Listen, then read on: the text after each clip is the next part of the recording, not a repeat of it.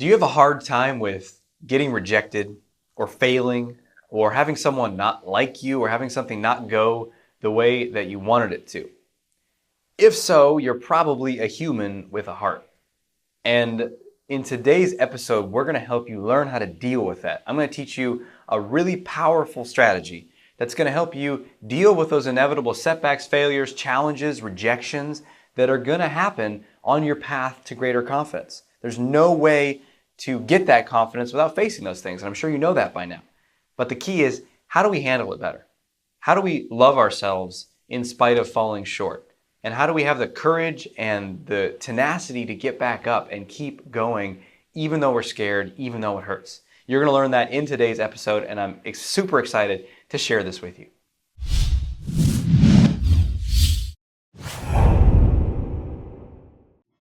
Welcome to another episode of The Art of Extraordinary Confidence. I'm your host, best-selling author Dr. Aziz, and the founder of the Center for Social Confidence.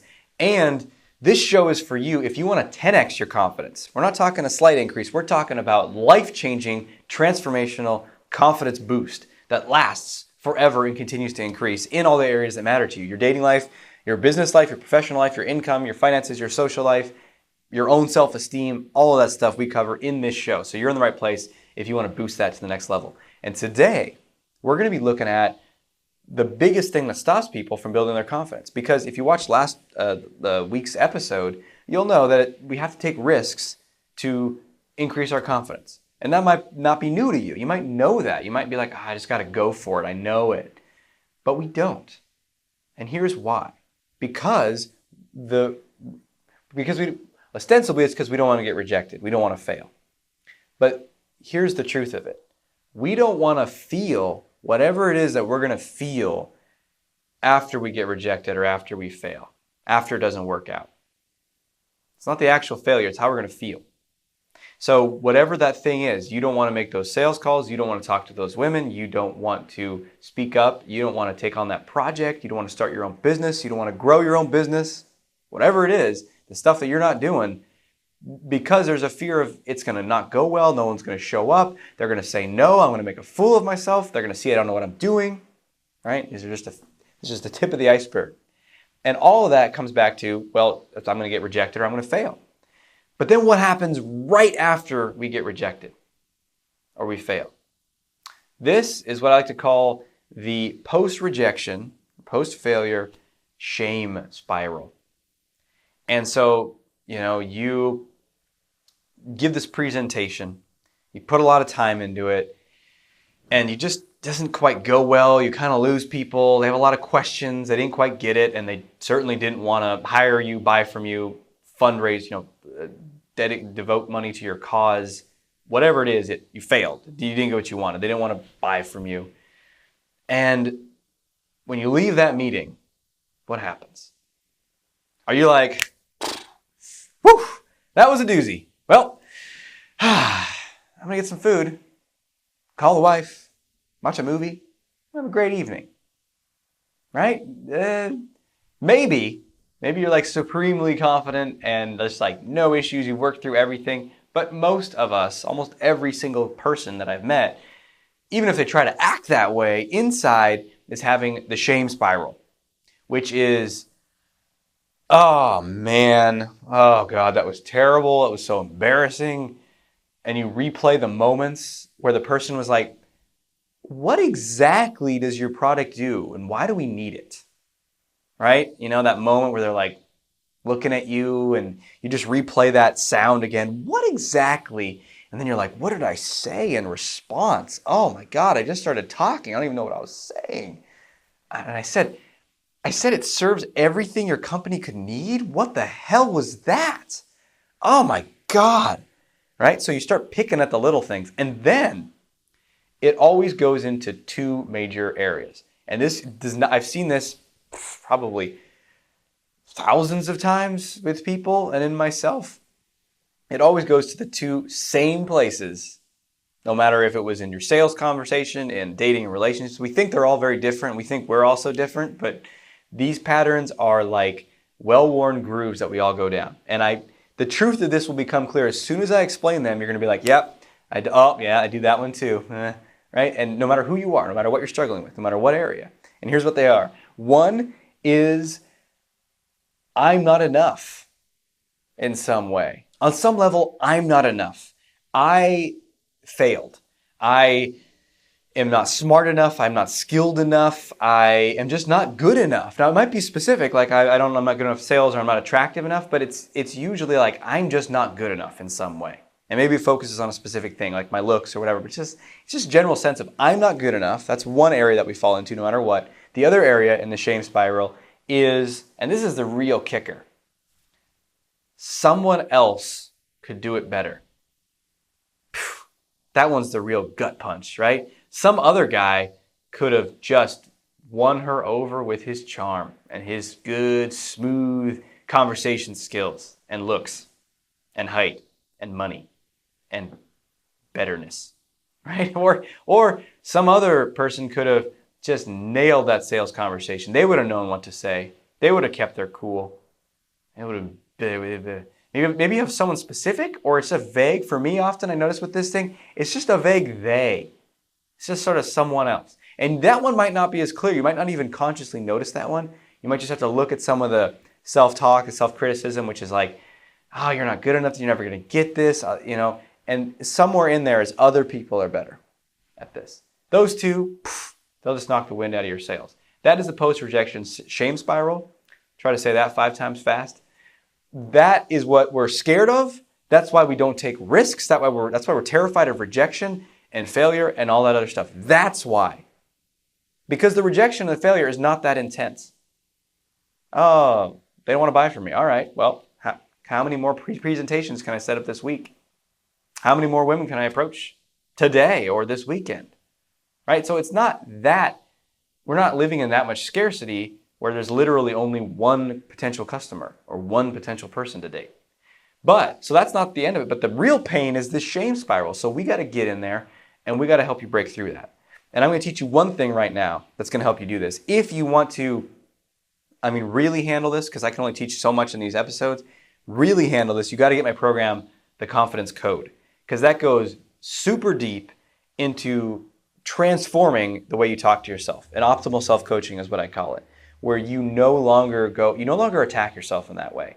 And there's dozens of strategies, real life applied stuff that we do together in the video training. It's not some abstract, me writing on a whiteboard. Here's some stuff. It's like, let's do this right now. Here's the technique. Let's do it. How did that work for you? How can we make it better? Try this. Let's try that. And you'll feel the difference. And then the whole second half of the program is how to take that into your social life, your dating life, your networking life, and just be extremely skilled at starting conversations, holding those conversations with people, asking for what you want, and just really being engaging with people. And that comes from that, losing that fear of rejection, which comes from healing that shame spiral. So that program will help you do that. But here's a simple technique that's actually from that program, which I just did with a client the other day that really helped to make a shift. And here's what it is. I'm going to do a short version of this because I don't want this episode to be like 5 hours. Here's what it is. Most of the time when people, first of all, you got to stop the madness. Notice when you're in that thing and that's why I give it a silly name, post-rejection shame spiral. Because you can say that. You can be like, whoa, okay, I'm in the post-rejection shame spiral, or call it whatever you want. But you want to actually have that reaction like, whoa, right? As if someone really intense that you work with was coming at you like arms a-blazing, or your girlfriend was coming at you like real pissed off, and you didn't even know why yet. Now, you might just flare back up and be like, you're pissed off? Well, I'm going to get more pissed off. Motherfucker, you want to go? Right? But that's not going to be very effective. What's going to be more effective is if you're like, whoa. Okay, hold on a second. What's going on here? Tell me. Your energy is high because you're matching their energy. Like, whoa, what's going on here? Tell me what's going on. But you get really curious. That's how you want to react to that just brutal onslaught inside your head. Whoa, what's going on here? So you interrupt that pattern of self-attack. Then you want to start inserting some self-compassion.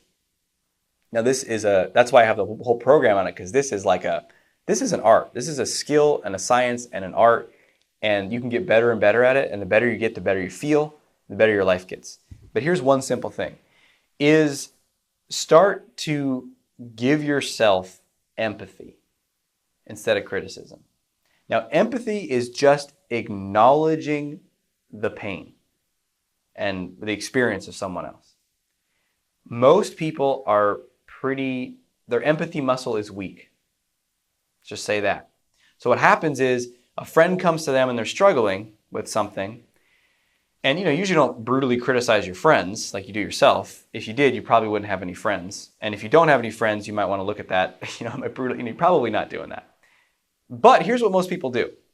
They give like the 2-second pep talk. Oh, I had this terrible sales presentation and it was so awkward and I didn't know what to say. And you say, well, get out there and do it again, man. You can just keep on going. You got it.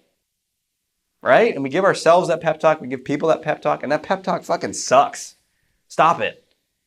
First we got to give people some acknowledgement. That's what people need and want when they're hurting, is acknowledgement. And it's simple, like, oh, man, those are the worst. Oh, God, so awkward. I know. This is so painful to be in that. I've been there. That's it. That's what we want. And the words don't matter as much as the energy of it. We are hardwired to need this. The reason I know this is, in my own experience, I have a son who's, like 19 months now? And he will hurt himself. Like just the other day, I was making a smoothie and he has this little thing you can climb up to get to the counter and like help me. And by help me, I mean like throw stuff in the sink that I'm trying to put in the blender, and then take soapy water from the sink and try to put it in the blender. I'm like, what are you doing?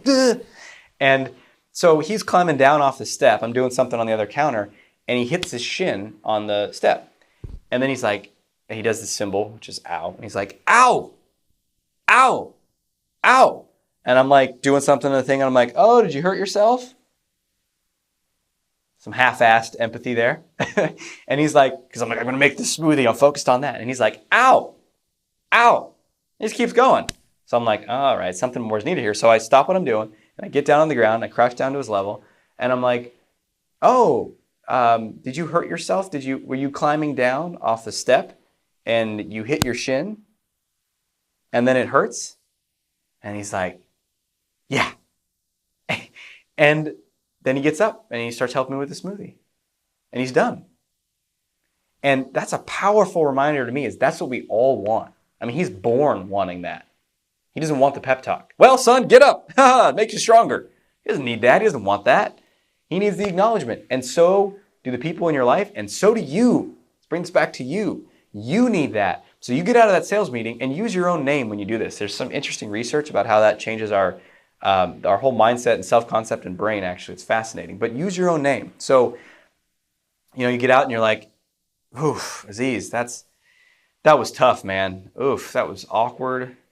I know, I'm sorry, man. Those tough presentations are the worst. People that are really kind of, they were really giving you the third degree there. I mean, that's painful. That's awkward.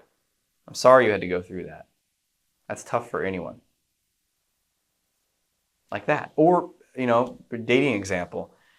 Oh man, dude, she didn't want to talk to you. That's tough. You put yourself out there, you went up to talk to her, and she just kind of pretty dismissively brushed you off. I'm sorry. That's hard. That hurts. That would hurt anyone who puts themselves out there. Notice how I'm not going like, oh, that's hard, but get back out there and do it better next time. Right? Just hold off. There's a way you can give yourself a pep talk, but there's a much better way to do it. I teach that in the confidence code too. But do you see the difference? Apply this in your life, and you will start to heal those post-rejection shame spirals. I have to really think about that phrase before I say it. Otherwise, it's going to come out post-rejection. You're going to start healing those, and then you're going to start fearing rejection less. And then you're going to be able to start taking more risks. And then check out my other episode about risks and the path to ever-increasing confidence, and other episodes of this show, and leave your comment below. Share what your experience is. What are the specifics? Do you relate to this post-rejection shame spiral? What's that experience like for you? Side benefit, research shows that just talking about it can actually heal it and help you become more free of it. So sharing below, especially in an anonymous forum like YouTube, is pretty awesome. And what an incredible opportunity right? So just to be able to share, and the more we do that, the more powerful we're going to be. Reading other people's stuff can help heal you too. So let's all heal each other. Let's all break free of this, and so we can have more confidence in ourselves. And if you really want to break free and really want to get that confidence, check out the Confidence Code. You can go to yourconfidencecode.com to get started today with that program. So I would love to see you inside of that and in future episodes. And until we speak again, may you have the courage to be who you are and to know on a deep level that you're awesome. I'll talk to you soon.